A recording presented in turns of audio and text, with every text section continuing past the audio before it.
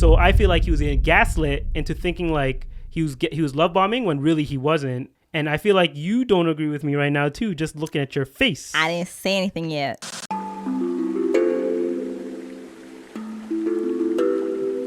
Another week, another matching session with me and Amir. At this point, guys, I promise you it's not planned. We just show up and I'm like, why are you copying my outfit? But like now we're just coordinated, not matching. Why is it that you're the one who's copying me? Why can't it be the other way around? Literally, I got dressed before you.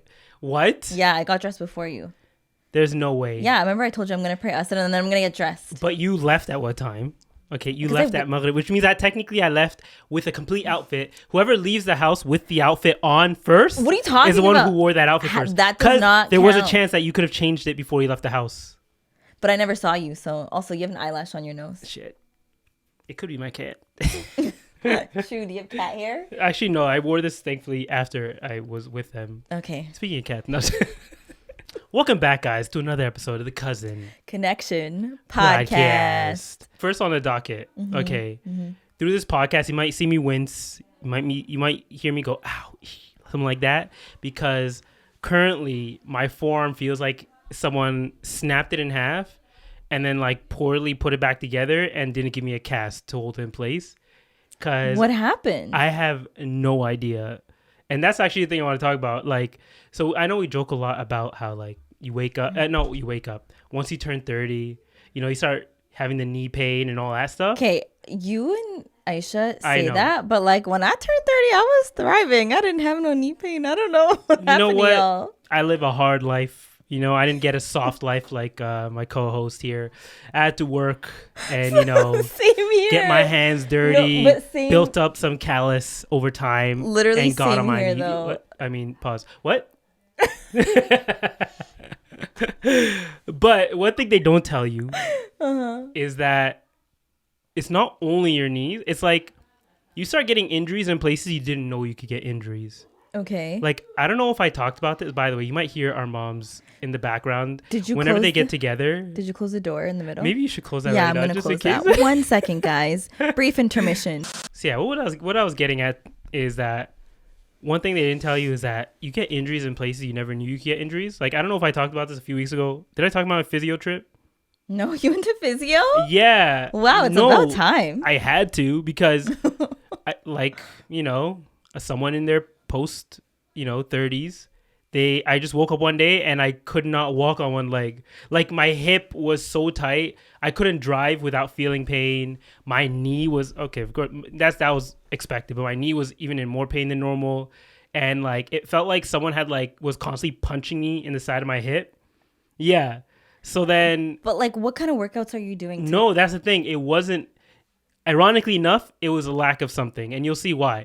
So I was kind of trying to when you work out for a while, some people might know this, like sometimes you get an injury and you're like, you know what, I'm just going to try and wait it out. Cause usually it'll go away after some time. You might do some rehab yourself, like search up online, but I couldn't find anything on what specifically I was feeling. Yeah. So I just bit the bullet. I was like, I'm going to physio, which for a lot of people know me is like the last thing I want to do. Yeah. I'm very shocked that it's like, I have all these benefits. I don't want to use them.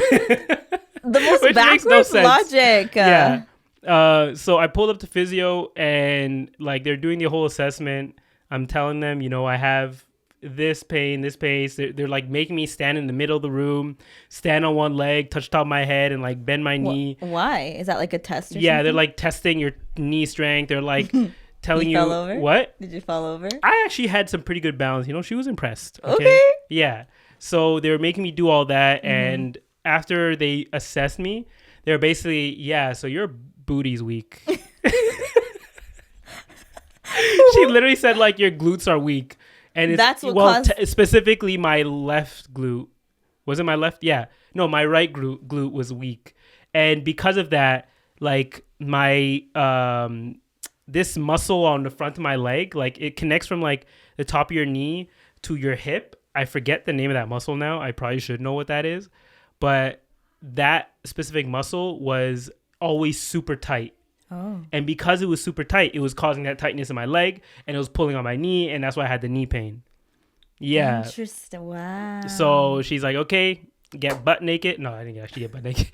But she told me, take off the pants, I was wearing some like shorts at the time or whatever, and she was able to work around that. Actually, no. I had to wear a gown. I didn't know this was coming. A hospital gown? Yeah, had to wear a hospital gown. And they're like, okay, you're going to turn over and we're going to take some gel. It looked like they were about to set me up for like an ultrasound. I'm like, are you trying to look inside of my leg? And she's like, okay, you're going to feel some slight like shocks here. I'm like, what? And then she starts like, she takes this gun and she puts all that like oil or that cream on my leg. And she starts shocking that part to it's basically like, how you roll out your leg sometimes with the foam thing. It's like an electronic version of that. That's kind of cool. Yeah, so it kind of relieved it a little bit, like very little. But essentially she said like whenever you have time, like stand at a wall and start doing like kickbacks. It's like basically like those workouts that you see on every like glute workout video that you've seen from a girl or whatever. You just have to kick your leg back to squeeze the glutes. And ironically enough, like the reason this all started, the glute stuff, is because I felt like I had too big of glutes. Like, to the point where, like, first off, everybody was making comments about it. And none of my... we bullied him. Literally. I had an injury because I got bullied into it. Literally. Okay. No, look. Okay. Hold on. It was, and like, it was getting so bad, even for me, like, it was costing me stuff because it was getting to the point where all my pants, like, would have that gap on the back of them. The thing that most women want, I was getting that on my pants to the point where I would put on like belts and I would like tie them extra tight so that it wouldn't do that. But then I would end up with belts that all ended up in the shape of a V. Oh my God. So I just literally stopped working on my glutes. Like I stopped doing all glute workouts. Really? I feel like squats. Like squats, deadlifts were your thing. Even squats, I stopped for a while, mainly because I moved into the new apartment and like the bar there, I just wasn't feeling it. And actually, an injury I got a few months ago was because I was also doing squats, so I kind of let off on it for a while, and I felt like that added to it because I stopped completely at that point.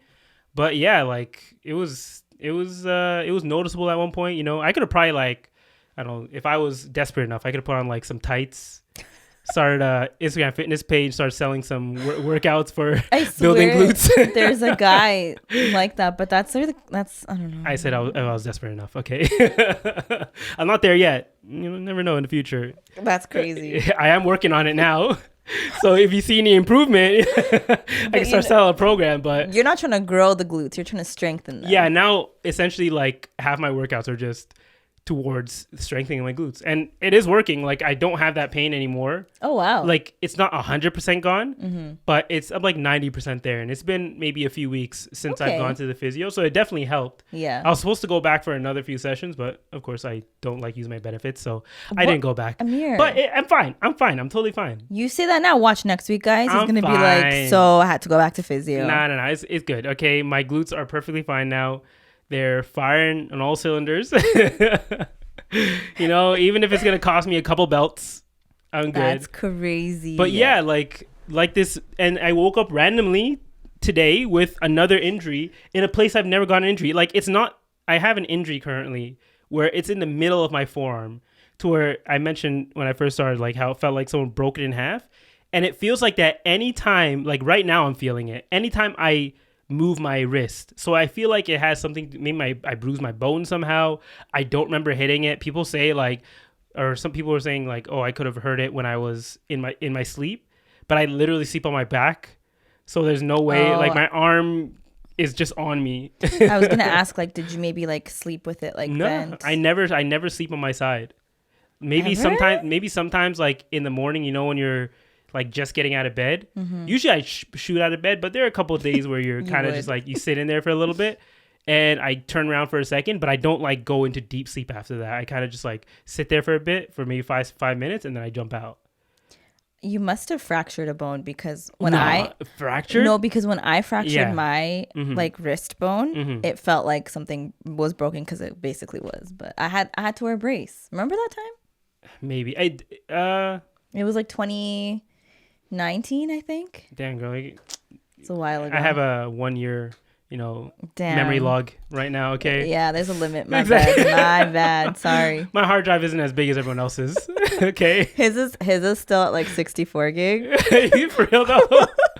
Still in the 90s, bro. Barely 64 gigs. That's crazy. Yeah, but that and like and actually honestly, like as someone who works out and other people work out, like I mentioned, like you get used to being on this cycle where you have an injury, you kind of work it off for a bit, then you're good and you're like firing on all cylinders for maybe like a month, and then a random one pulls up out of nowhere. And it happens to me all the time. I always have this feeling where like, when is the ball gonna drop? And the ball just dropped. But like when you get those injuries, don't you take care of yourself? You just yeah, you wait do for like the pain you do to like go away? physio, like you do your own physio or your own rehab, basically. So like you can go online and you can literally search up. Like I had rotator cuff issues all the time, and those have gone out. That has gone away almost completely now, but that's because I did the rehab and then I continued with the stretches to avoid it from happening again. So you live and learn basically when you're working out, especially if you're someone like me who avoids going to physio altogether. You shouldn't avoid that. Like now is your time to like. Well, like the thing is that I learn more just doing it myself. So like I went to physio just to learn what the issue was, and then I'm like, okay, bet I know what the issue is. I feel like I work out enough and I have enough experience to where I can kind of take it from there and just figure it out myself. If we have any like physiotherapists listening to this, is Amir's approach correct? Or is he just going to further cause damage? They'll agree. I feel like they'll agree with you. Okay. We'll all see. the physio people out there, don't you feel see. like after the first session, if someone is experienced enough with, past injuries or whatever, and you give them tips for what they can do for rehab, usually that's enough, is it not?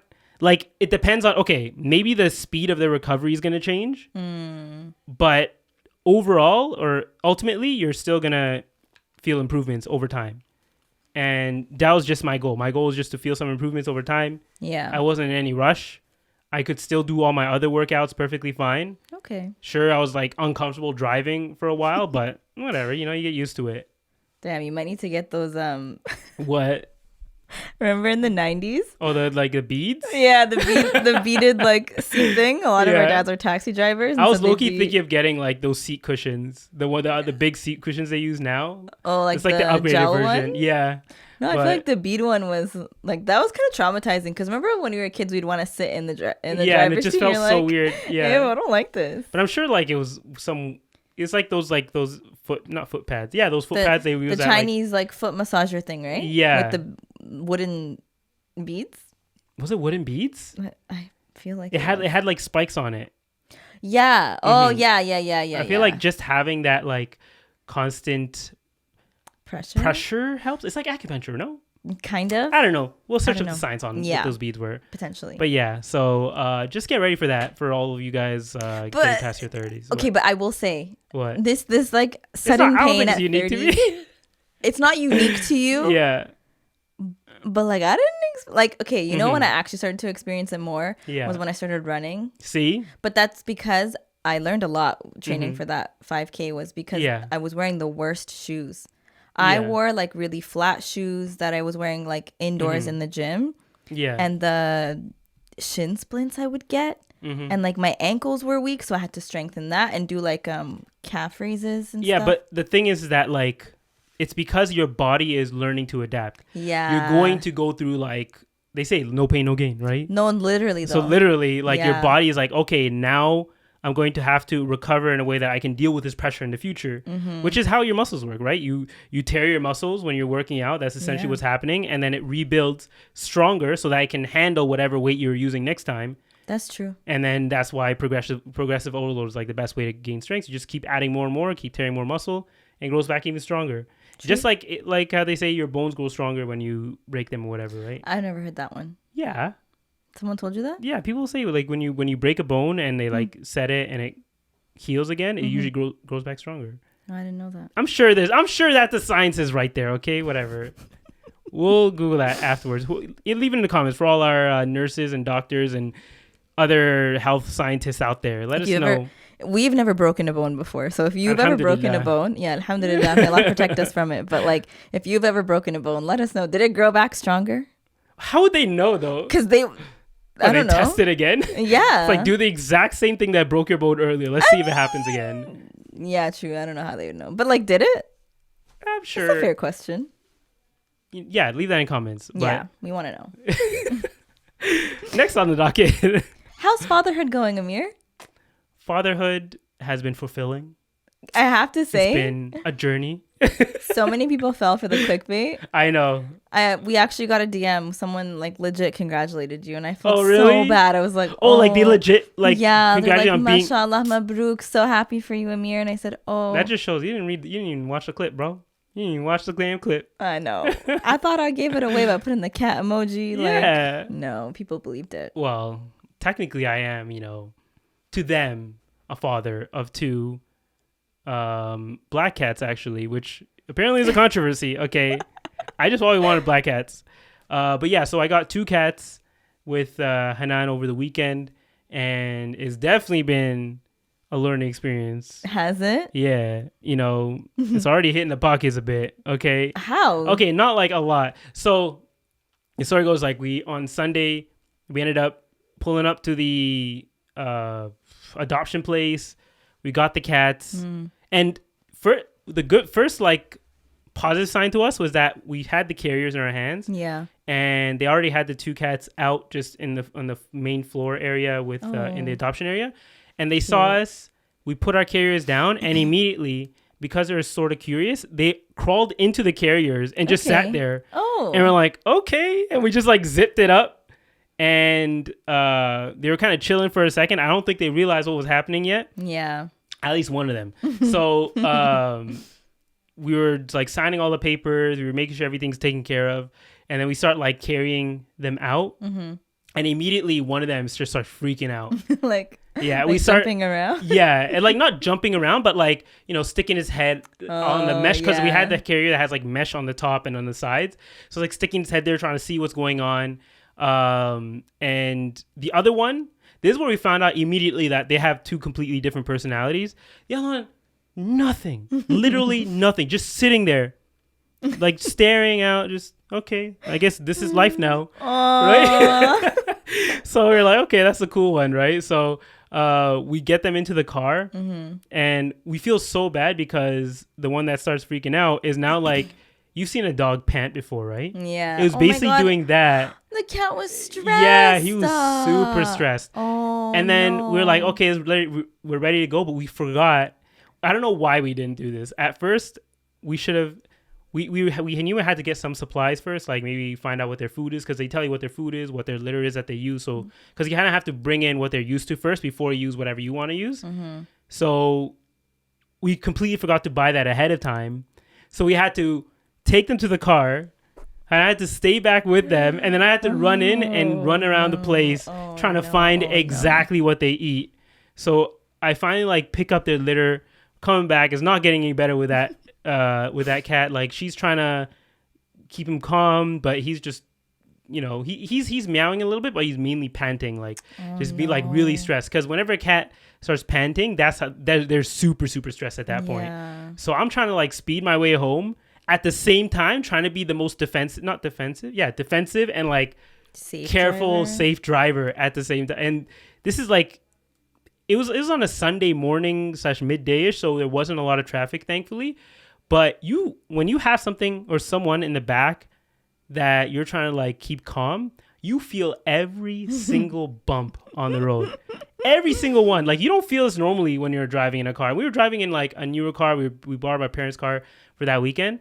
So it had a little bit more like suspension, but still it wasn't enough. Like the cats were kind of like freaking out. The other one was totally chill. It was totally fine. Like wasn't saying nothing. He's kind of looking at his bro being like, yo, just chill, bro. Like what are you doing? The way that he's looking at there's one point where we like turned them to each other because they're bonded. So we were hoping that one would like calm down the other, and it kind of did, but he did not stop panting. But alhamdulillah, we made it home. Yeah. And we were able to like take them upstairs. And they say for cats, like it's good to have them have like a separate room first, so they can kind of get acclimated to a safe area, and then you can kind of let them roam free for the rest of the apartment. So we did that for like the first day or so. Okay. But like they told us the cats were super chill, and we realized like after that cat kind of calmed down for a bit, they like were pretty chill. Like we got into the room. they weren't exactly like they were hiding a little bit, but they were still pretty friendly still. And like a lot more friendly than we thought they would be on the first day. Okay. And by the second day, they were almost completely comfortable already. Oh. Yeah. It was almost like, oh, yeah, okay, this is life now. And they explored the whole apartment? Yeah, they were exploring Nice. it. And that's where like we really started learning, right? Oh, no. What Yeah, they do? because we were told that like one of them will eat anything. But when they say that cat eats anything, we didn't know that it meant anything as in whether it be organic or not. What do you mean? So like after the first night, I come back to the room that they were initially in because we let them stay in that room. We didn't open the door for that one. And I look at my like USB cable and I just see like chew marks in there. Thankfully, it was like a braided one, so it didn't completely get through it. But at that point, we're like, one of these, we didn't know yet. We didn't like one of these cats is like chewing on cables and this is not good. Yep. And we actually had like the automatic water bowl and it was sticking out because it was kind of in a cubby initially. And we thought maybe they would be too scared to drink from it. First of all, they don't drink nothing, okay? Except for one of them. One of them kind of drinks every once in a while. But cats are impossible to get them to drink water. Yeah, I know. So we pulled it out and it had a plug, right? Cable that goes back. Next thing I know, I look at that cable, like I'm trying to move it, and I see like chew marks on that cable as well. So this cat has no discretion at all. It's going to go after whatever it can. Oh my God. Right? And so now we're like kind of scared, like what are they going to do? But for some reason, I didn't think, okay, maybe we should cat proof everything before we let them into the rest of the apartment. Yeah. And that was our biggest mistake because once we let them out of the room, first off, like, we bought a cat tree and we were told like a lot of times that cats will like not really, sometimes they may not even take to a cat tree or like they might not take to whatever you put out for them. They're taking to everything we put out for them. We got them a cat tree. They started using it immediately. Yeah. They're very curious. Like they want to see every single corner of your apartment. When I say every single corner, I mean like, they will go up to a corner and start rubbing its face all over it. Because they're marking their territory. They're marking their territory. And there's definitely one that's more dominant than the other because we never noticed until even like maybe yesterday or today. Yeah, probably yesterday where one is much larger than the other. Not much larger, but large enough to where it's noticeable than the other. And it started going around the apartment. We tried to keep our bedroom like separate so they can't go in there because you know, I have allergies, and we'll get to how I'm dealing with those, right? So I have allergies, so you want to have at least I want to have like one space where it's like clear of them completely. At least until I know for sure that everything will be fine. And also, going back to the cat that's eating everything, when we let them out of that room, the first things they went for were the plants. I knew it. I literally told you this. I knew it. And like. At first, we were going to be like, okay, let's see what happens, right? Because some cats might ignore it. We've been, one of my coworkers was like, oh yeah, you know, my cats, they don't touch plants. They don't really touch cables at all, that kind of thing. So we're like, okay, maybe they might be like that. No, not even for a second. Like they were going after the plants because we had plants on the floor as well. Yeah. So they were going for those. And you have to search up like which ones are poisonous. And we found out like half of them were poisonous to them. Oh my God. Yeah. So our bedroom is not only like a safe space, but it's for us, but for the plants as well. Listen, the oxygen's going to be on 10 in that For real room. though, right? Yeah, so that's definitely been a change, having to get used to that. And I think it was on the first night that we let the cats out into the whole apartment itself. Like at this point, they were acclimated. We gave them food. They were like they actually got used to us very quickly, like I mentioned. So the first night we like left the door open for them so they can go wherever they want. That's when they just went ham. Yeah, I don't know like, why you would do that. There were some plants that we thought they wouldn't be able to touch. You see like half the leaves just like eaten from them. And like there was a long cable we had on our couch. We stuffed it to hide it from them. Somehow they pulled it out and like ripped that thing into 5 different pieces. Amir! We had a subwoofer from our speaker system for our TV. Cable in the back, chewed off right from the end of the subwoofer. No! They went like they got to the back of the TV and they had like optical cable for the sound, cut that in half. Like oh my God, they went crazy on every cable they could find. I don't know if it's one of them or both of them. It's definitely one of them that I'm seeing. Like they'll do it in front of you. You'll see them in front of you looking at a cable. You'll be like dealing with a cable. They'll come up to sniff it and start biting at it immediately. Yes, you have to listen. Trust me. What? I still have iPhone chargers that have chew marks from my cat, like how many years ago. You have to teach them from now, because if they continue with this behavior, how you gonna live? What I started doing was like even today, after they chew the optical cable, because that's the only way we were getting sound. The sound on our TV, we have an old TV that we like took as a hand-me-down that's 20 years old or whatever. So the only way we get sound is through the sound system. So I got like this like cable cover thing, and I covered all the cables in it. Oh my god! So they can't get through. But the sad thing is that as I was doing that, there's like an extra piece of that cable cover I left on the floor. Tell me why they start chewing on that. Oh my god! But hopefully it's big enough to where like they can't really get through it. That's what my hope is, at least. So that was our. Have they started scratching your furniture? Actually, no. We put enough scratch posts everywhere.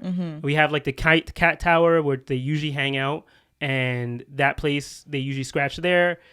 We have one like next to our window.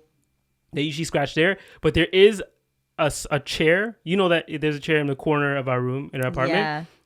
Sometimes they'll like be running. They'll have like the zoomies. They've already started having the zoomies running around the apartment, and like sometimes they'll, for some reason, cats when they have the zoomies, they'll like run across the room. They'll jump on a top of like in top of our couch or something, and as they're like jutting their head around, they'll randomly start scratching.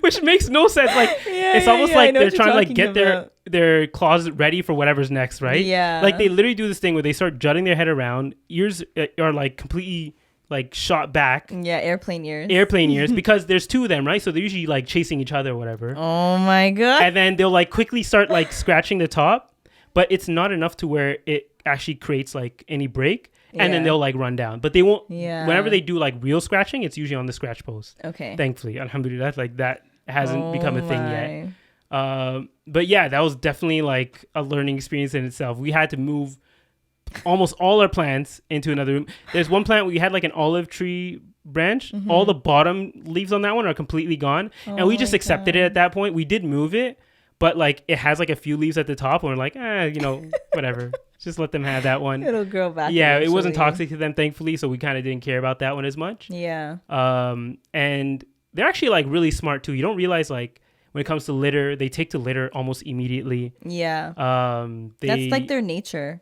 Yeah. Yeah. So like, but it's crazy like how quickly, because at one point we were using my office as their safe space, and I think it was yesterday we changed that to where we kind of like took the litter out of there and made it back into my office. And they didn't really care too much about that. I left their places that they sleep just the same, so at least they can get used. They feel safe in that sense. But I moved their litter to a whole different room. All I did was like, you literally just lift them up and you show them, this is where your litter is. Just let them smell it, and you're like, you know where it is now? Okay, cool. We like moved them. They were like, hey, come here. Like moved it there, and we're like, okay, this is where your litter is. And they're like, okay. And then you see them using it like a few hours later. Like, okay, I guess they get used to it. Yeah. So yeah, it's just cool, getting used to cats and like seeing how they live. Wait, what'd you name them? Oh yeah, so we named. Okay, you're not gonna like these names, or you're not gonna get anime it. Names? One of their names is Ezio. Okay. Ezio Auditore from Assassin's Creed. Oh, okay. He's one of my favorite characters from the original Assassin's Creed series. Okay. Oh, Assassin's Creed 2 technically, but he had a 3-game series. One of my favorite series, so I had to do that. And then the other one is named Verso. What's that from? Verso is from a new game that we played recently that like Hanan and I played it together. So like it has a lot of, maybe it'll build sentimental value over time. Maybe it even has it right now. But there was like a character in there that we both really liked, and he had gray streaks in his hair. And Verso, the smaller cat in the sense, from the two, he actually has like gray tufts behind his ears. Oh. And like they both kind of have gray hairs, but he has a little bit more, and his fur is a little bit lighter in some places. So we named him that because of that. So people are like, oh, why not like a Harari name or something like that? We're like, like mine, Chico. Yeah, exactly. So, but it could change. You never know, man. You would be like, but right now we call him Etsy. And for Ezio, we call it Etsy. And Verso, we just say Verso. Yeah. Yeah. Okay. Because we can't really say anything short. Those for are that. cute names, though. Yeah. So I was like, I'm coming over, just letting you guys know. Yeah, you better come over, okay? Come play Yeah, I with gotta them. see Get my them used to you. nephews. Exactly. But to the second part, so the biggest thing was that I mentioned I was allergic to cats. Oh yeah. So Like, how's your breathing? yeah, so okay, so a few things that we did to prepare. I don't know if I mentioned this last time. Is like we got an air purifier. Yeah. For the room that they were staying in, and I also got Claritin. So those were like just the two main things I did. Other than that was making like the safe room the bedroom.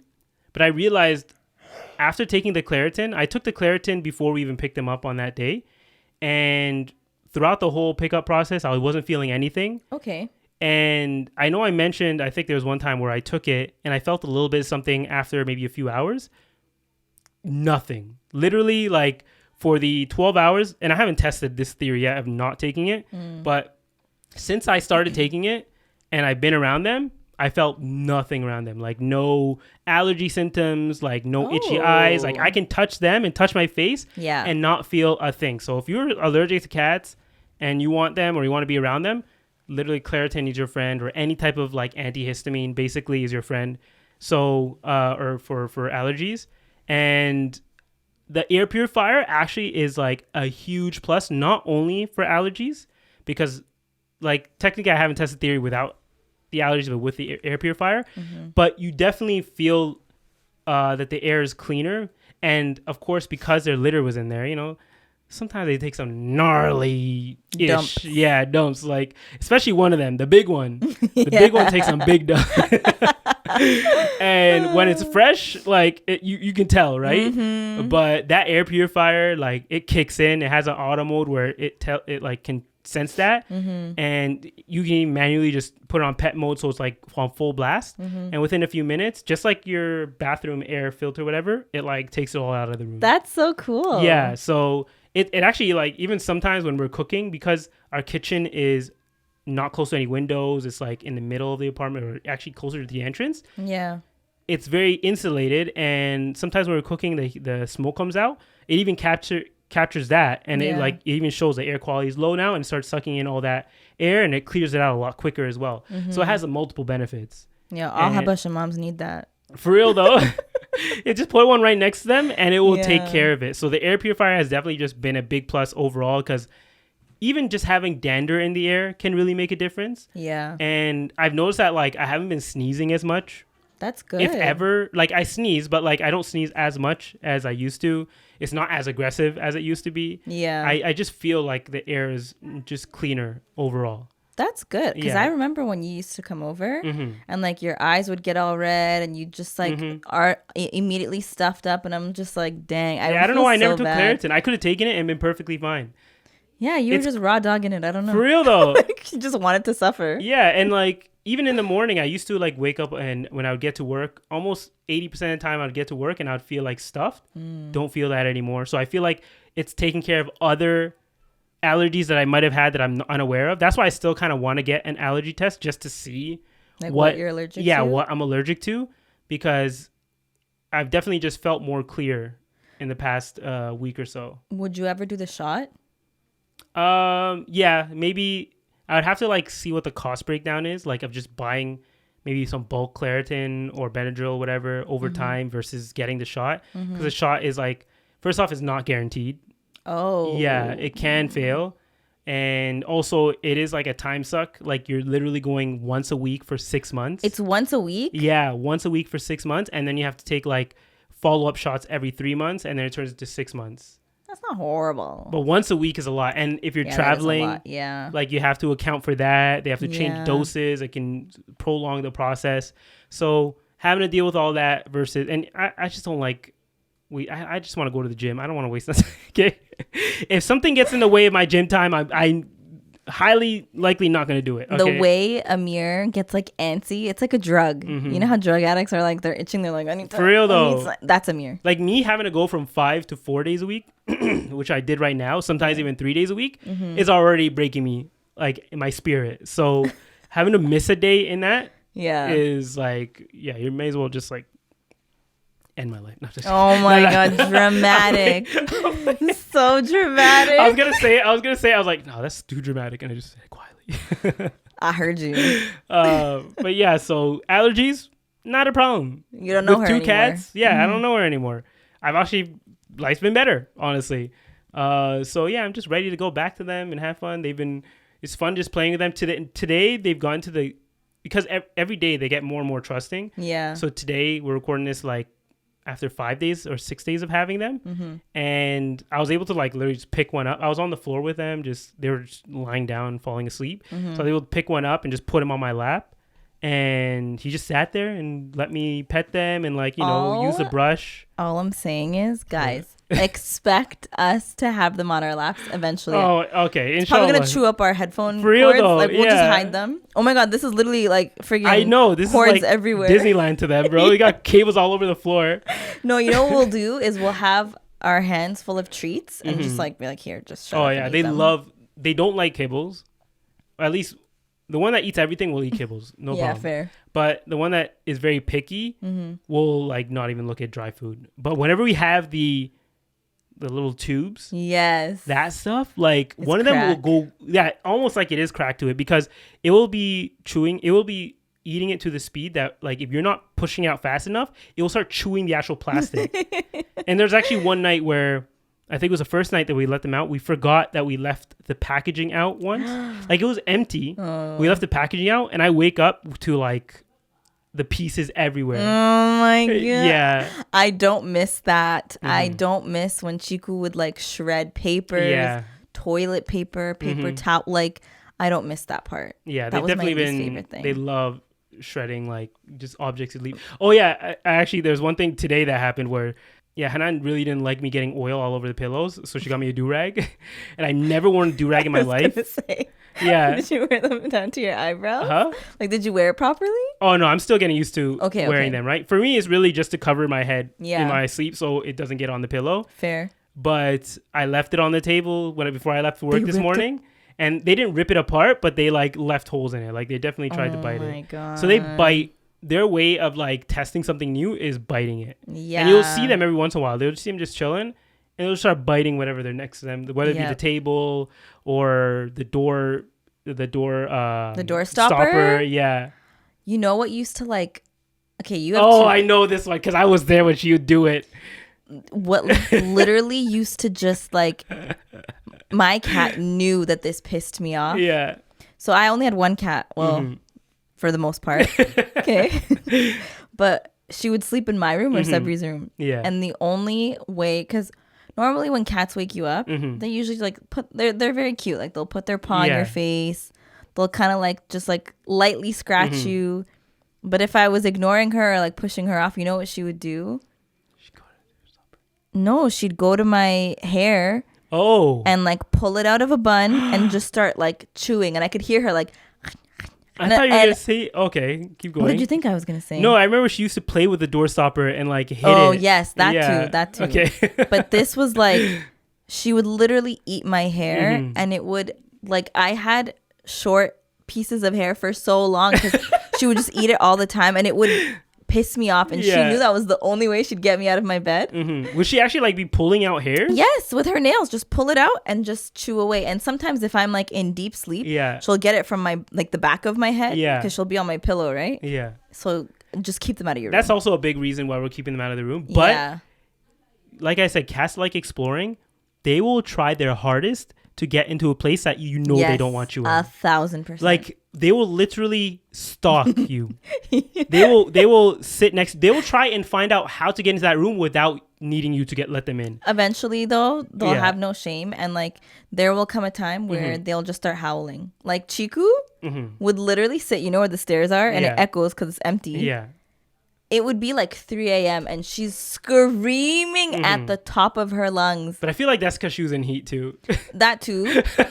But then the minute you open the door, the way her voice just changes to like a cute little meow. She's like, meow. Yeah, and I'm just like, what the hell do you want? She just runs and jumps on my bed, and I'm like, oh my God, this cat. Yeah, so we don't want them to get even. We don't want them even to know what that room looks like. Like they've definitely the first thing. That's the thing. They know what they're doing. Like these cats, they act dumb sometimes, Listen, but they're smart. They're gonna run your life. Just know that. The first thing they do, they run into the room and they go under the bed. Yeah, because they know you can't get like them. we have stuff under the bed. We have those like shelves things that go under the bed, but they find out how to like get in between them, and they just sit there. There's one time where I stepped out of the room.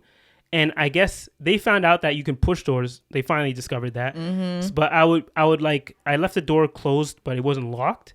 And as I was walking around, I was like, something's awfully quiet. So I go to look at our room door and I see it ajar, like a slightly open. I'm like, they're definitely in there. So I walk into the room. I don't see them initially. I'm like, I look under the bed.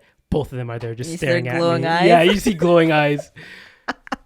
But I am smarter. All I did, because you brought the treats out. Not only I didn't bring the treats out, but I went to the kitchen, and cats have very nice, very good ears. Yeah, strong hearing.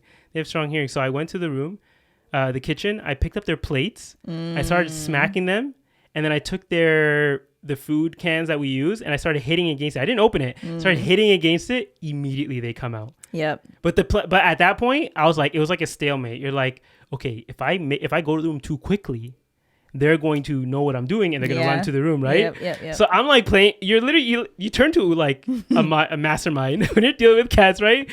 So my plan was, because I know that they follow me and they're gonna follow me when I go there. So I walked first to my office room, and usually they'll walk ahead of me. Yeah. So they walked ahead of me, went into the office room, and it has like a slit that I kind of walk through. I like closed that very quickly, and then I went to my room and locked the door. And they looked at me with disgust in their eyes. You could tell. They were like, they knew. Yeah, they're like, you got us this time. Just know this is now their mission. This is their life goal. It is. And they will outsmart you. They will. Yeah. And last thing too, if you're ever going to get a cat, just get used to picking up throw up. At least for the first couple days. Yeah, that happens a lot. They don't do it anymore, but for the first couple days, they definitely... Was it because of the plants that they ate? I don't know. It was more like watery, if anything. So... Like, it happened only for the first couple days, but they say it happens because they're nervous. Like, it's their first couple days. Yeah, so they just did it for, like, literally the first 2 nights, and then it was done after that. No, they'll get hairballs. That's normal. Yeah, they definitely will. And that's nasty. Yeah, I'm used to it now. And so. I don't know if your cats are like like mine was, but she would throw up and then smell it and then go to lick it, and I'm like, don't you dare! It's like a race. As soon as you hear the heaving, you have to run. Ugh. Because you don't want it to get on the carpet or the couch. I know. Because they just be throwing up anywhere. I know. They don't care. We're definitely going to get some carpet cleaner. Thankfully, at this point, they've only chosen the hardwood floor. Oh, good. Then you're like, not that it's a good thing they're throwing up, but I know, but at least they know, what to avoid. Yeah. That's so funny. So that's the update on being a father. You gotta make sure you insert a picture so that everyone can see. Oh yeah, I'll put some up. Yeah, and maybe some the stuff they destroyed as well. That's crazy. Yeah, I know Hanan's just like, man, I don't know if we made a good decision. Oh no, she's loving it. Yeah, she doesn't mind the chewed up cords because I would crash out. Because I've turned to electric. I already do a lot of electrical work anyway, so like I've learned to fix like the audio cables. I could just like tie those together. I was able to fix those. Yeah. I just had to buy like the one that's it's more of a fiber cable, so it's harder to do. But yeah, I was able to kind of replace the other things pretty easily. Okay. Yeah. So, it comes with its negatives, but the positives are definitely outweighing those right now. Okay, Sara, what we got next on the docket here? Oh my God. Are they? Yeah, my legs are kind of hurting a little bit. Not that I'm in pain, like Amir. They're just... Are you sure about that? When you cross your legs for too long. Okay. I just need some circulation, that's all. I'm just saying that's not something you had to do in your early 20s. No, that was always what I had to do. Oh, really? No. Okay, we'll see about that. Anyways, are they still making... Are they making bad movies on purpose? This is just a random question I had because... Okay. As everyone who's internet brained or like just constantly on the net knows, there's a movie that came out recently. By Amazon called War of the Worlds, which is like a remake. It's not really a remake, sorry. It's like a sequel with the same name as 2 movies that came out, like one in the early 2000s, one in like the 80s or whatever. But it stars Ice Cube, and the gimmick of this movie is that it all takes place in front of a computer screen. You're basically looking at a computer screen. Did you hear about this? No, I think I saw a TikTok about it. Really? But How like, have you not seen this yet? I don't know, because I was fully on Amazon, like Prime Video. Yeah. But maybe I saw like the poster or whatever for it, but I didn't actually watch it or watch the trailer. Or Well, anything. Should I watch the trailer real quick? You can watch the trailer right now. Yeah. I just want to see like. I don't even know if the trailer will give away how bad it is. Should I just look up the trailer on TikTok or on Prime itself? On Prime. Okay. But as she's looking that up, so this is one of those movies that like will go down in history as like being so bad that it almost becomes a cult classic for how bad it is. What? Because first off, this movie, it was filmed at the beginning of COVID in like 2020. I don't know why it's coming out now. It stars Ice Cube, but it's almost like he's reading a script for the first time as he's like going through it, and it's almost like he doesn't know who he's reacting to. It's basically like someone like he's told, okay, just say these lines here into the camera, and then we'll figure out a way to put it together. Because he's just, for the whole movie, most of his lines are just going, oh no, oh, or like making faces like a mad face or confused face or surprised face. Like there's a point in the movie where he thought his son had like passed away or had been unalived. Yeah. And his reaction was literally just to put his head down and put his hand over his face and go, oh. Wait, hold on. Let me watch the... Not even like a crying... Like you literally just lost your son. And he was reacting like his favorite team just lost their game. Wait. Hold on. Let me watch the trailer. Okay. Watch the trailer. That's it? That's the trailer. I know, right? This doesn't tell me anything. It tells you there's an alien invasion, I guess. But yeah, robot or whatever that's supposed to be. Like it's literally just a series of teams and like WhatsApp and whatever other calling service, like all of those together. And the thing is, the reason that the question I said was like, are they making bad movies on purpose? Is because first off, this had like a lot of other big name actors on there as well. But you could see whoever put this out, they had to have known this was just a horrible movie. No one would have seen this movie who of the right mind and said, oh, this is something that's worthy of putting out. And the fact that they filmed it in 2020 and only put it out now makes me think that they just put it out because they knew that it would create some type of buzz. And you know how they say like no publicity, I mean, bad publicity. Bad publicity. No, what's the line again? It's all publicity. Oh yeah, all publicity. No. I don't remember what's the saying. All publicity is good publicity? It was Eazy-E who actually said it. What is it? Bad publicity is good publicity. Ironically enough, Eazy-E who said that. Bad publicity is good publicity. Another member of the NWA crew there. But yeah, so like I feel like they put this out knowing that all it would do was bring a lot of eyes to, even if it's bad, it would bring a lot of eyes to Amazon's Prime Video, whatever. It would get people to sign up just to see how bad this movie is. And like there's a whole market that can advertise the movie for them, even though they're making fun of it for it. Because I can't tell you how many videos I saw of people just reacting to the movie and like making commentary videos on it, or like video essays on like how bad this movie is, right? And all those views really just put more eyes on the movie itself. And some people are like, oh, it can't be that bad. I literally saw a video of a guy making a video because he saw other people making videos on this movie saying it's not that bad, and he himself was like, it can't be that bad, and watched the movie and made a video. You know what? Like, I'm not gonna lie, just that trailer, it felt like an ad for Microsoft Teams, because the sound of the call that thing triggering. Was like triggering me too. it's really triggering, but yeah, I feel like it's too late to like put out movies about COVID time. Like it's too soon. Not too soon. Like no, it's not about COVID times. They just had to film it that way because no one could meet in person. I know, but it had no part in like why everybody was on camera. Like it wasn't like one of those lockdown related movies or something. No. It was just that he was like trapped in that room. Like he never leaves that room. He literally gets up once to like, I think, get coffee or something. That was it.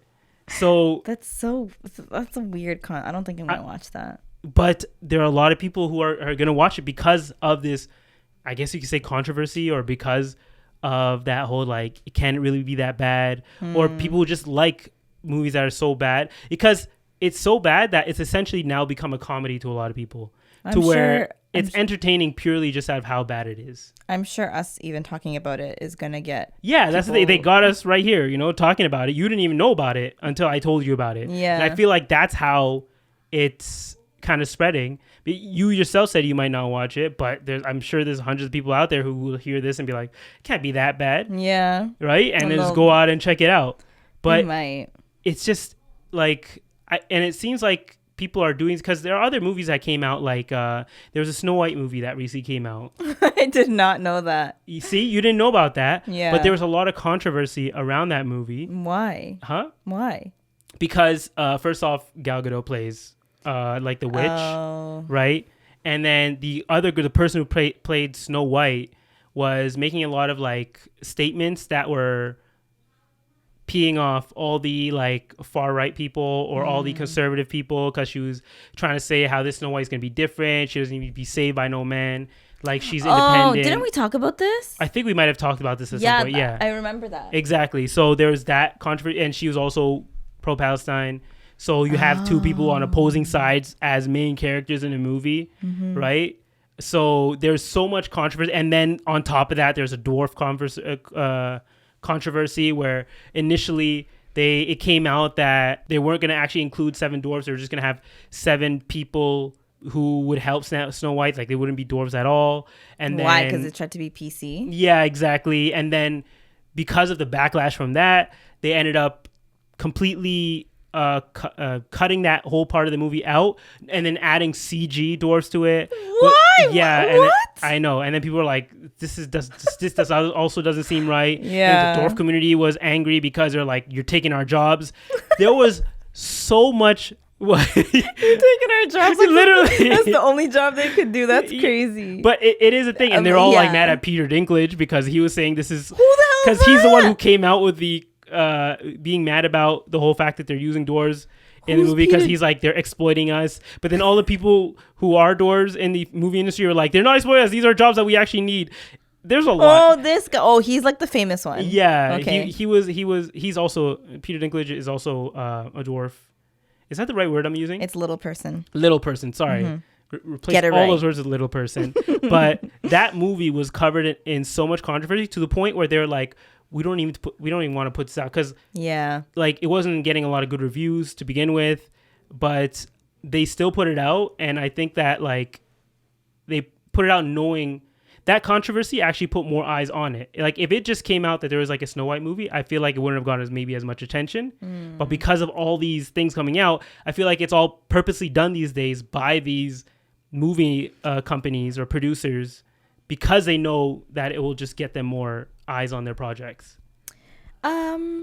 Maybe, but like the goal is obviously to have like a box office hit and get the most amount of views as possible. So like, while I get that bad publicity is still good publicity, I think you're gonna want to have like a lot of buzz around your movie, like good buzz, not people saying like, oh, this is gonna be bad or whatever. I think for the long-term benefit, it does make sense to have more good buzz. A lot of these companies now are kind of just looking for that quick hit. Yeah. They're like, let's just, cash in right now. They don't really think about the long-term consequences. True. And sometimes people are just forgetful. They'll have this one controversy that will, whether it maybe it doesn't even like result in a success for this movie, but it might allow them to start pushing out other movies from that same studio to give more light to them, or like they can kind of be like, oh, here's the antidote to what this.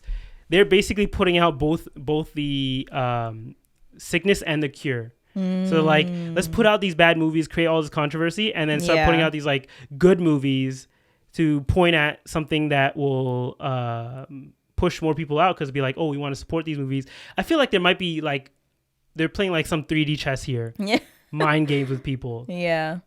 Because there's really only like 2 or 3 or maybe 4 major studios that are kind of controlling all of Hollywood specifically. That's true. So, and they've come out with good movies. They know what good movies are. But the fact that they're coming out with bad movies makes me think that a lot of times they're doing it deliberately, knowing that they're bad. Yeah, but like, is it worth the money that they're putting into making these films? I'm sure there's like some. There has to be some kind of return. Yeah, there's some return somewhere that we don't know about. Maybe it's like a money laundering. It could be. It could be a money laundering thing too. Cue the X-Files song. Mm-hmm. Especially if Gal Gadot is involved in the project, I don't see how like maybe she could have just gotten that money. Like this is a way of just getting her more roles in the industry so that she can continue to have some type of pull in the industry or some name it or some her name is still out there and like talked about, because after that movie, like what are you hearing from her right now? Yeah. Right. She's not really making any waves. People are starting to make fun of her. They've kind of, it's like people have, now that she's taking the mask off, people are kind of seeing her for who she really is, which is a bad actor and not really good person at that. So I just remember her, like there was a lot of buzz around her when she played Wonder Woman, I think it was. Was it Wonder Woman? Yeah. Yeah, and then I don't remember hearing her name after that.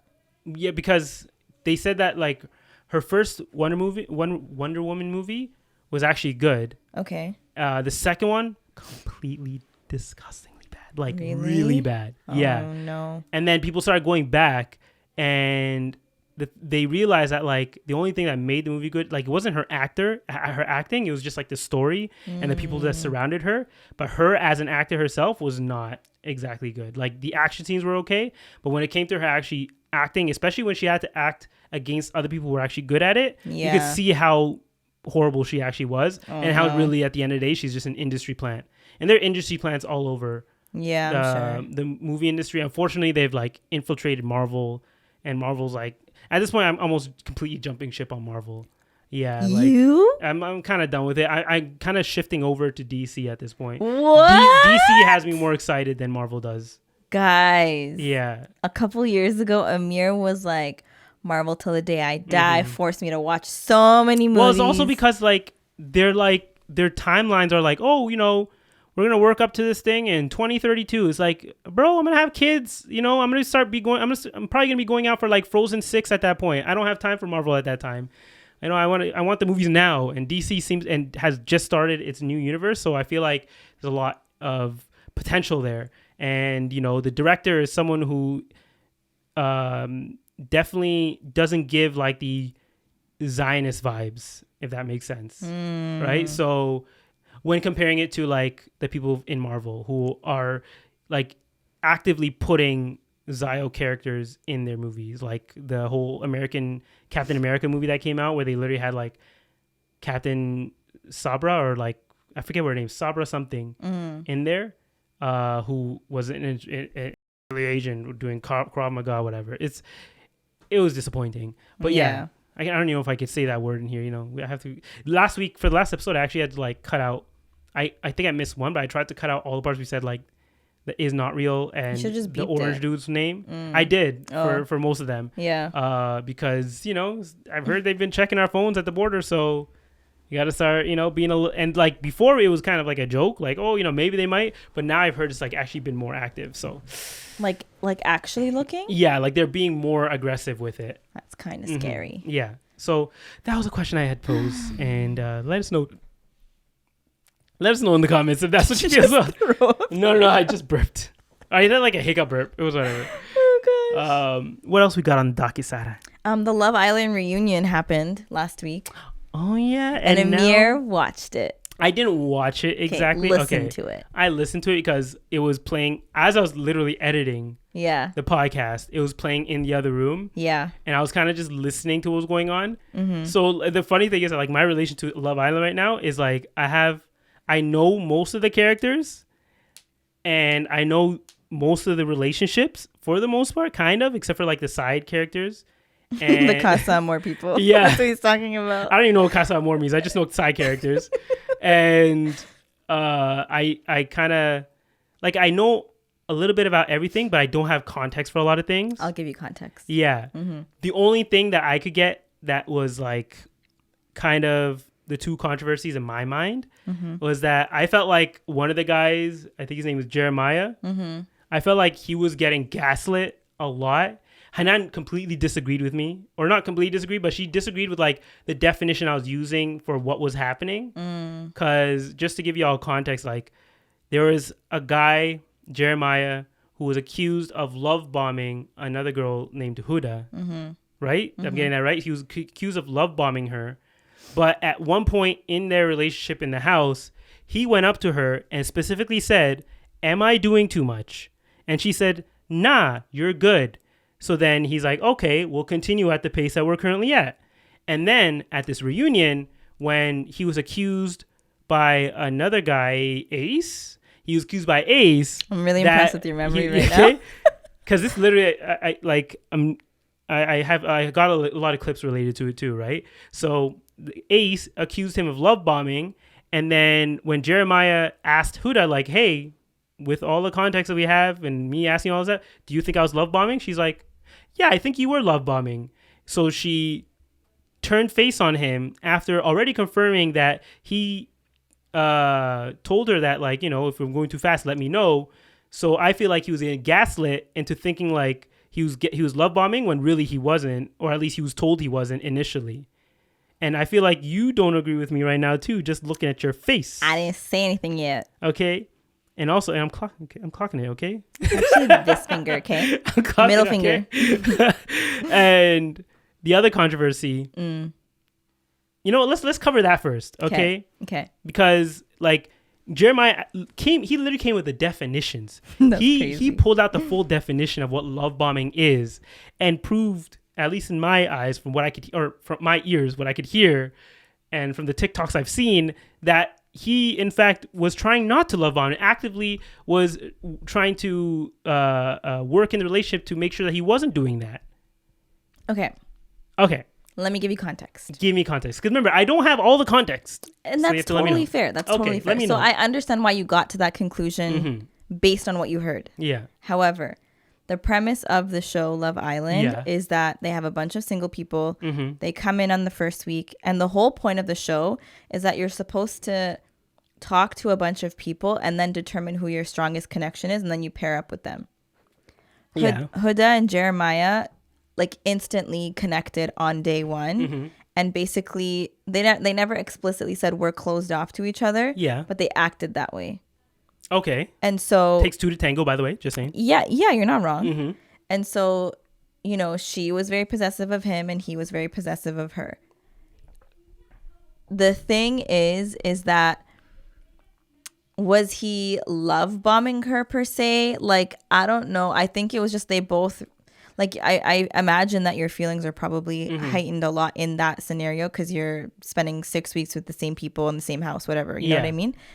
So I don't know if it's like, at one point he did say, like, I just liked you a lot and vice versa. Yeah.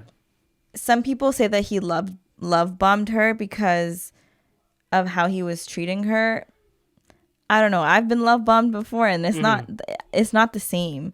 I think he probably did like her a lot and she liked him a lot, which is why she became Crash Out Huda or Hurricane Huda as they called her. Yeah. Because every little thing was triggering her. So she was love bombing. Not necessarily. Well, okay. What it was she really struggled with communicating her needs to him. So she would want him to do more and he felt like he was doing a lot already. So he's like, is this not enough? But then when he was doing too much, it would kind of like, she'd be like, whoa. So it was like, it was very confusing and it got toxic very fast. Yeah. And the reason why Ace called him out is because Ace, so here's the controversial part. Ace matched up with Shelly.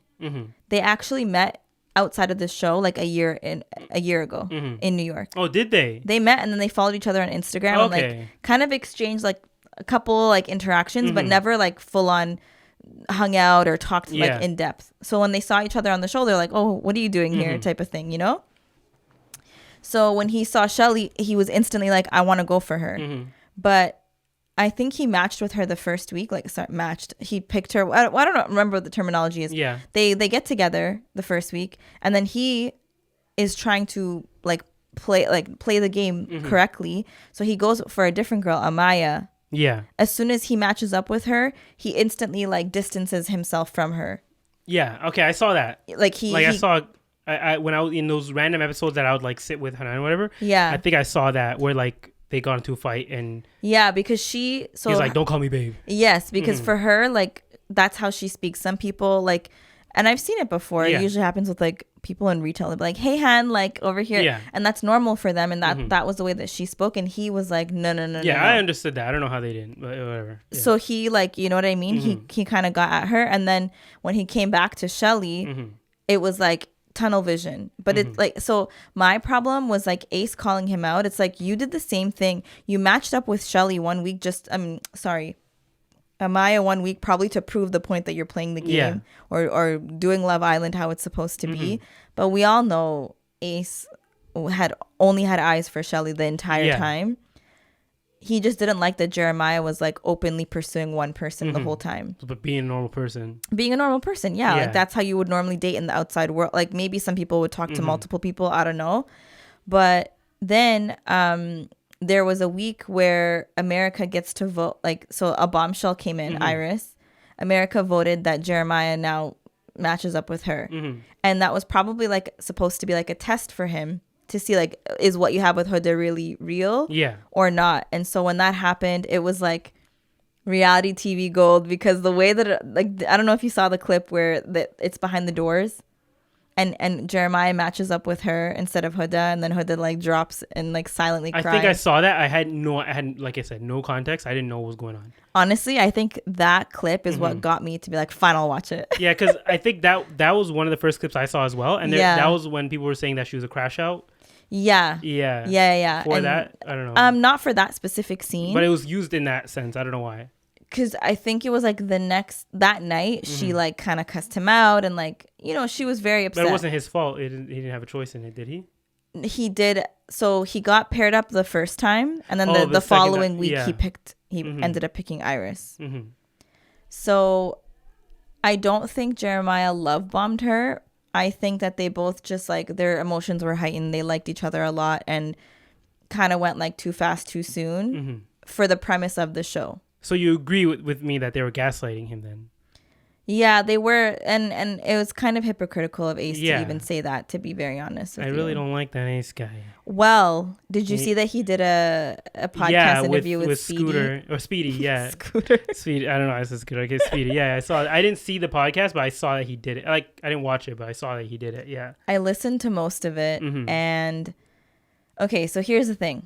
When all of the people got off of Love Island, when they stopped filming, a lot of them immediately started doing podcasts. Yeah. Which is interesting because they all have an NDA. Like they all sign a non-disclosure agreement, and that really limits what you can talk about, right? And so for them to immediately go and do these podcasts knowing capitalizing, that they can't, man, that's really what all of them are going in there for, right? That and true, but like they're limited in what they could say, you know what I mean? And so Ace and Shelly Shelly did interviews too, but Ace was the only one that didn't do any interviews because he wanted to like leave it all for the reunion, which was filmed like 2 months after. Yeah. But he already had a following at that point, so for him it didn't really matter. That's true, but it wasn't even that. I think it was like a lot of times that they do these interviews, it's also to like speak their truth, you know? And so he built up all this hype around like, I'm gonna like stand on business at the reunion. When really, I'm like, all you did was like gaslight. You didn't take any accountability because he pulled up. My name is Jeff. Basically, got nervous. Like, it wasn't even nerves. I think he was so angry and triggered the whole time. But he obviously, you're on like you can't. There's things you can and cannot say, right? Like when you're recording a reunion special, because he doesn't want to look like a crash out either. Yeah. So I think that's why he got so upset, because he had to try and control and regulate his emotions while. It didn't look like that when he was talking. If you watch the show, you could see like his nostrils are flaring and like he's just, I don't know. It's very different when you hear it versus when you watch it, I guess. Yeah, and I used to like him on the show at first. Like I was rooting for him and Shelly. I felt like what they had was genuine, and maybe it is, maybe it isn't. I don't know. But just seeing how he's handled himself outside of the show is a little disappointing, until I remembered he's only like 22 or 23. Yeah, a lot of them are young. Like, he's the youngest. Oh, yeah. Shelly's 27. Damn. Yeah, I think now 28 or something. But, like, just, like, seeing how he's been handling himself, I'm like, oh, it's because his frontal lobe isn't fully developed.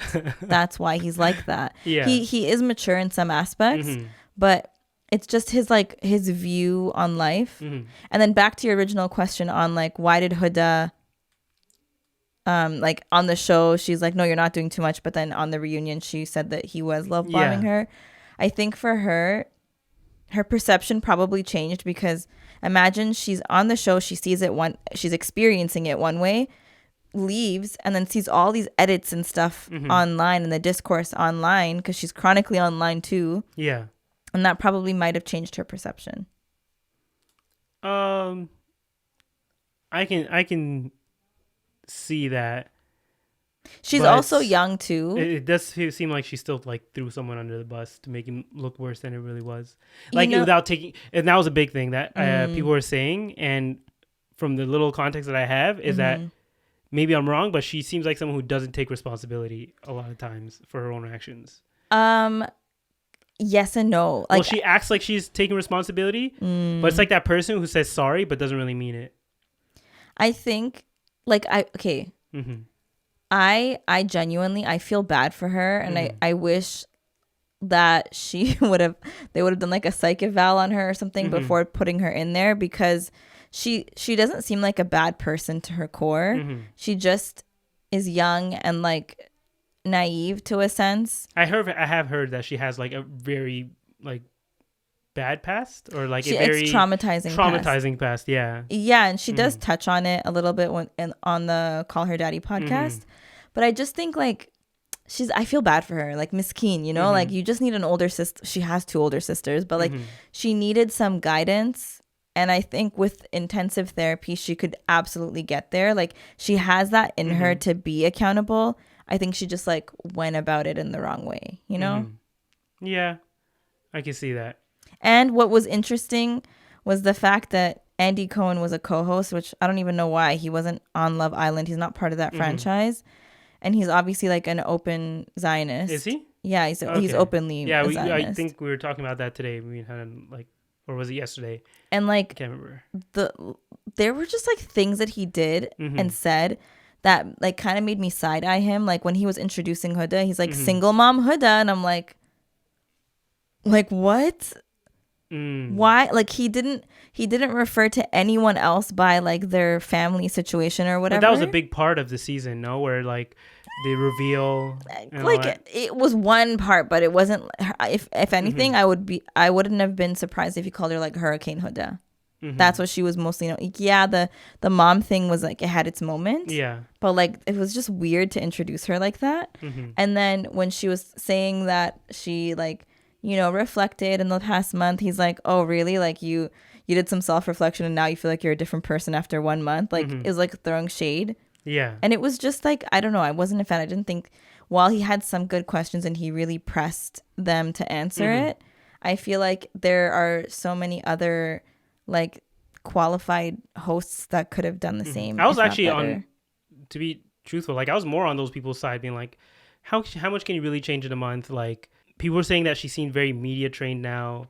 Like she's trying to start a career. When they're asking about her, like I think someone was asking about relationships. Like I can't talk about that because she has like a Netflix thing or no. Okay, that I don't know why people spun that out of control or just couldn't understand the concept. So the guy that she's currently dating is also on a Netflix show that was set to air. So they filmed this a little bit earlier than the 25th. I think it was like August 12th or something. Yeah. The guy that she's dating, his show is premiering or still running on August 18th. So it was like a couple days. He's on a dating show as well? Yeah, like they filmed it before, but it was premiering on Netflix like afterwards. You know what I mean? Oh. So she was on Love Island. Oh, so it give away that like she's dating with someone who's on a show, so it knows that he didn't get a partner or whatever. Exactly. So that's why like he has an NDA, but because she's now dating him, it's like she doesn't want to get sued by Netflix. Yeah. So that's the chance that she meets someone else who's on a dating show. I mean, they're all kind of interconnected, to be honest with you. But yeah, so like that's why she's like, I don't want to talk about it because it's from Netflix. Anyways, it's interesting how the internet can twist things. Okay. They now have a Netflix like put out a billboard in support of her. Oh, really? Yeah. Oh, okay. So you know what?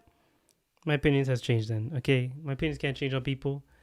Actually, it's not 100% changed because. And that's on growth. Oh, never mind. We'll see. We'll see how much she grows, you know, and I don't know like where we're gonna see that, but actually they're gonna have like a reunion or something, like an actual show where they follow up with these people. I heard that they're having like a show that has characters from different seasons of Love Island come together. Oh, Love Island Games. I've never watched that before, but I don't even know what that's about, to be honest with you.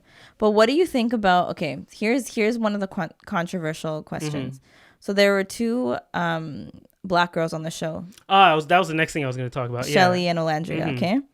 After the show ended, Huda, it was very obvious that she's the most popular one out of all of the people on the show. Yeah. And she's Palestinian. And so her fans are like diehard fans. Yeah. And apparently, you know, Shelly and Olandria, or Olandria specifically, got emotional on the show. And she's like, you know, you said that you were going to make a post to talk about like telling your fans to stop bullying us. And then said that someone edited her face on George Floyd's body, which is like crazy. That's actually insane. Yeah. And I was doing research on that because I'm like, that's so crazy. Like, why would they do that? Only to figure out it was one of Shelly's fans that did that. Shelly and Olandria are supposed to be best friends on the show. And one of her crazy fans decided to Photoshop Olandria's face on his body. Allegedly. That's what the people are discovering.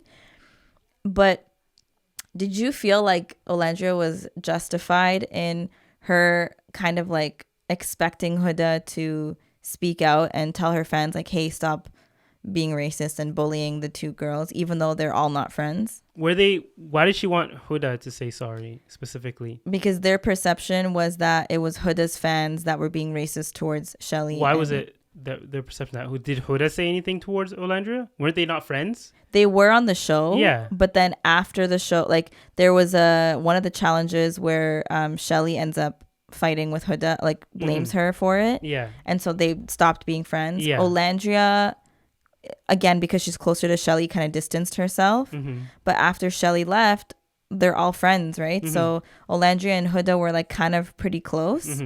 After the show, though, they separated after Huda did the Call Her Daddy podcast, because they felt like Huda said her own experience and said that she felt isolated and bullied on the show. And I guess her fans assumed that she was getting bullied and isolated by Shelly and Olandria. And so there was this narrative that Shelly, Olandria, and another person named Sierra, who was kicked off the show, were the mean girls of the season. Yeah, because I did hear a bit about this. And I think like they said the way it works is that like Olandria said that she said sorry for her fans who were being racist towards Huda, but Huda did not do the same. No. So Shelly, I don't know if Olandria did it too, but I think Shelly did put out a post, a story post saying like, you know, no bullying and whatever in general. And I think the girl spoke with Huda and she said she was going to make a post about like stop being racist, and didn't end up doing it. And so Ace is like, he came in defense of the girls and basically said like, and this was on his podcast interview with Speedy.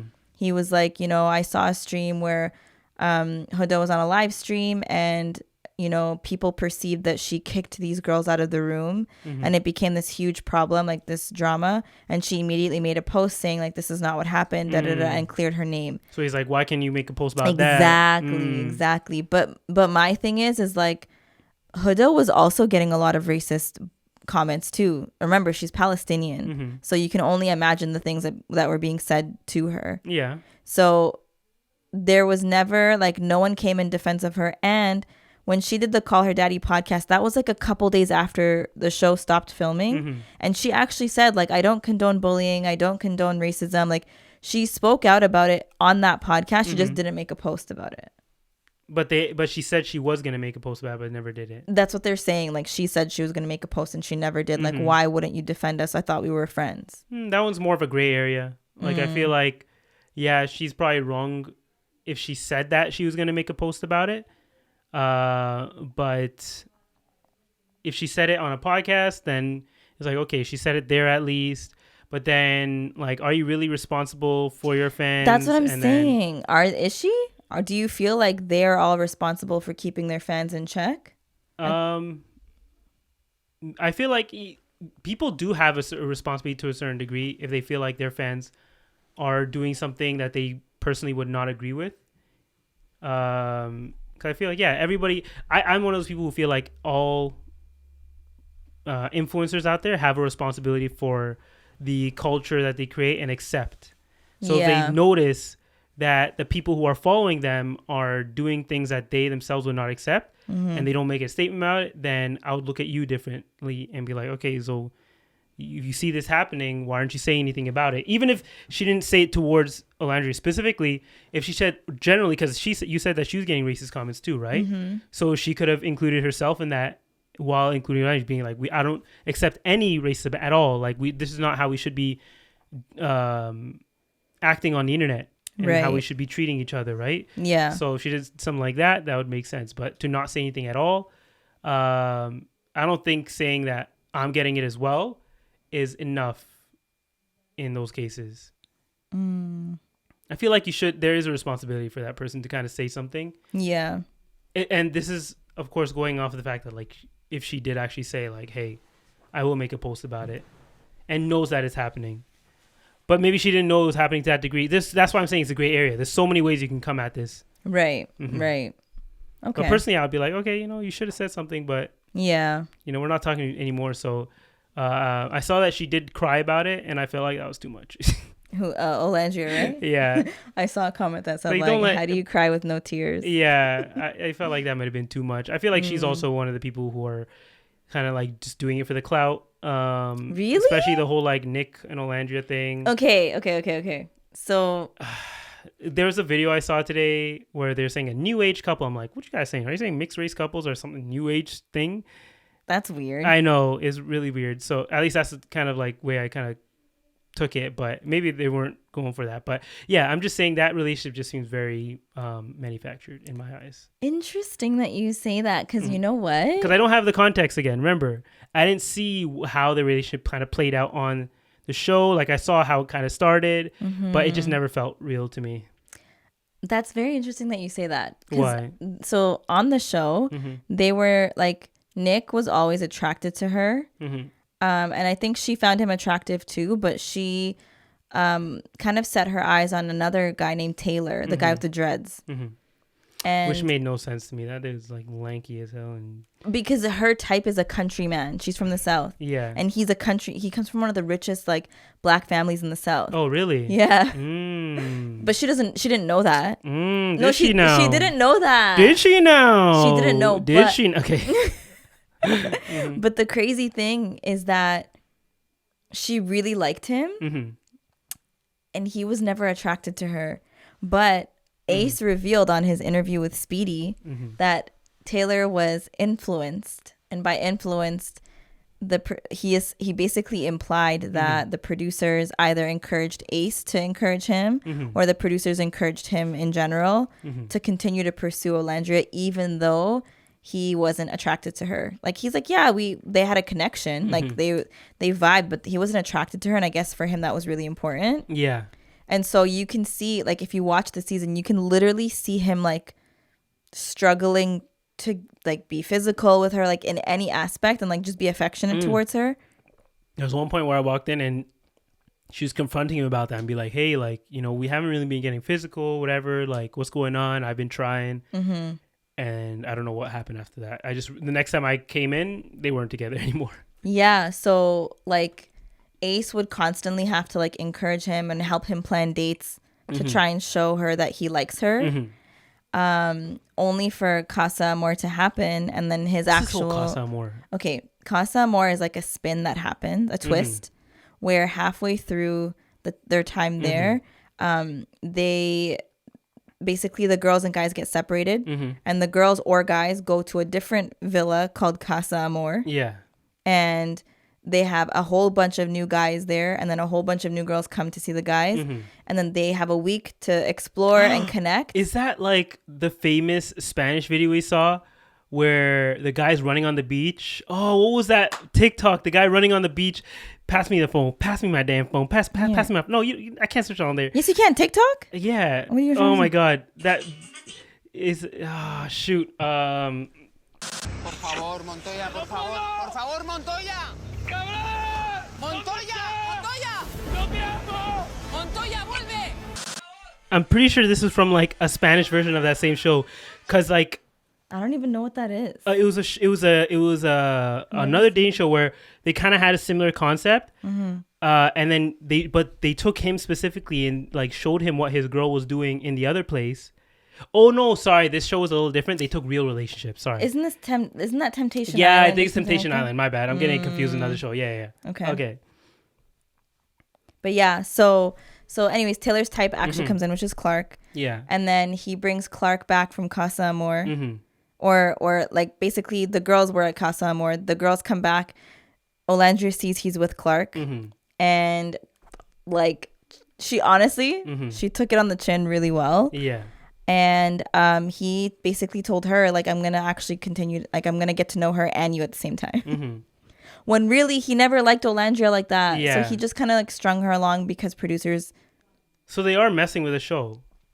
They can strongly encourage, but at the end of the day, like obviously you make your own decision. But they, you know, if producers can strongly encourage, they can also strongly control the votes. I'm just saying. Yeah, but like I'll give you an example. Season 6, there was a girl named Leah and a guy named Rob who, similar to like Jeremiah and Huda, like they kind of connected immediately in the beginning. Yeah, it got really toxic, and then they like broke up, but they're both still in the house. But producers really wanted them to get back together.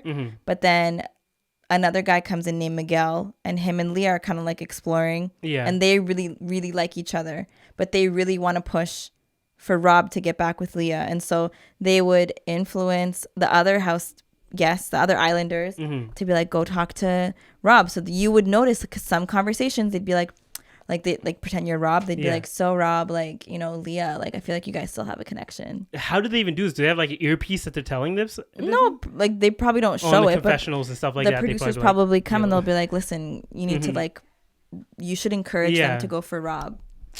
Kind of taints the whole experience, don't you think? But the thing is that Leah never listened and neither did Miguel. So they, like, for Miguel, he actually said it in an interview where he, because of the producers were telling him like stay away from Leah, he was ready to leave, and they're like, no, don't leave, like just stay. And then they ended up winning. See, so like if they really listened, then they because it would be one thing if there wasn't money. They didn't win. They were in the top 3. But kidding. Still, it would be one thing if there wasn't money involved. But when there's money involved, like you're influencing a game, you can cost someone the winning prize. The thing is that the producers obviously, like, because this show gets filmed and then put out immediately, it's not like over. Yeah, it's like on basically live. Yeah. The producers can see who's popular, and Leah was part of PPG, which is like the Powerpuff Girls. Okay. I think that's what it was called. I think that's what it stands for. But like they were really, really popular in their season. So even if she wasn't listening to the producers, they were never gonna get rid of her because she's so popular. Well, season 6 is for another day. Okay. Season 6 was like good. We've gone on a long time here. I know. We haven't even gotten to like. We can leave the last topic for next week, I think. Okay. That's like we'll leave the other topics. Yeah. There was a lot that we talked about on this episode, guys. I know. We didn't even get to cover any comments, but we'll do that another week. Yeah. I know, kind of ending it very quickly, but it's been literally an hour and a half. So we've really become yappers. We used to struggle to like get to an hour. Actually, you know what? We've gone better in the past 50 episodes. I feel like now we're kind of like just roll. We can roll with it. We can do it. We're just yapping. Yeah, exactly. African yappers. What do we call these? It wasn't it? Booty scratch? No, what? No, it was not that. I am canceling that out of here. But one thing we're not canceling is this channel. So make sure you hit the subscribe button and hit the like button and leave a comment below in your responses to anything that we talked about today, whether it be Love Island, whether it be being a cat parent, or injuries that you might have randomly woken up with recently. So the last bad movie that you watched and want us to check out, or your experience watching War of the World with Ice Cube. Whatever it is, leave it down there in the comments. Make sure to follow us at Cousin Connection Pod on Instagram and TikTok. We leave clips on there at least once or twice a week. And if you've done all that, we'll see you. Comment on our YouTube channel. On our latest video, on this video. I just said that. I know, but if you have done everything that Amir just told you to do, comment, give me an emoji. A specific one. A man playing golf. A man playing golf, and we will give you a special shout out in the next episode. Yeah. Shout out to all your golfers out there. So random. We'll see y'all next week. Bye.